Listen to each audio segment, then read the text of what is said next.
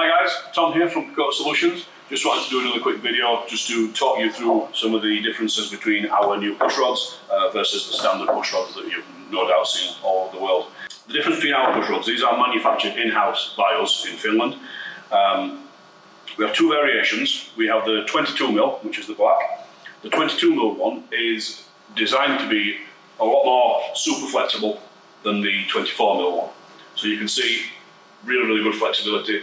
If you tried this with a standard push rod, it would no doubt kink, get ruined, and end up having to be thrown in the bin.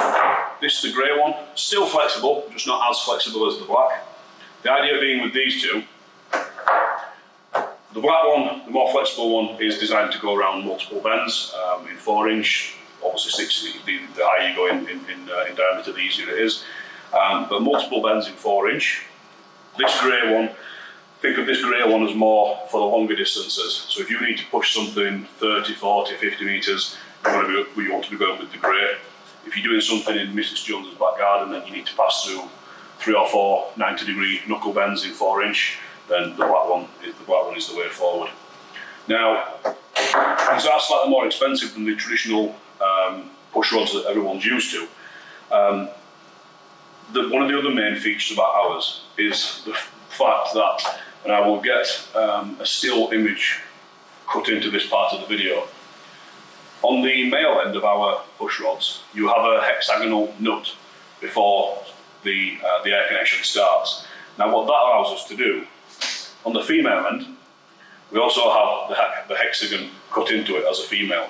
So what happens with these, when the male end enters the female end, the hexagonal nut slots inside the hexagonal hole. So it means that when you need to twist these, if you're doing something with a packer or a connection collar, when you twist our rods with the turning handle, you are basically creating one long solid rod. So as soon as you twist, you get movement at the very end. Whereas a traditional type of rods, there's nothing locking them in. So you guys will know yourselves, when you're trying to do a point repair or a patch repair, there's no option to really twist, because you twist one rod and the other one doesn't move. With ours, that doesn't happen. Ours turn, ours interlock with each other, so you create one long continuous rod, and it allows you to turn and get that movement, to fine tweak it to the best of your ability. Now, traditional push rods have only really been used with traditional packers, point repair, patch repair, whatever you want to call it. So these were originally designed with the packers in mind, our new Pro packers, and they're super flexible. They'll do radius bends, knuckle 90s, no problem at all. Then we came out with our connection collar system 2.0. Again, utilises the same push rods as the packers. And then to further develop these a little bit more, so we're trying to add value and get more use out of them. You guys will probably be familiar with our grabber system. So what we've done with our grabber system is we put the same connection on the end of the grabber. Now this grabber will actually go straight on the end of the rods.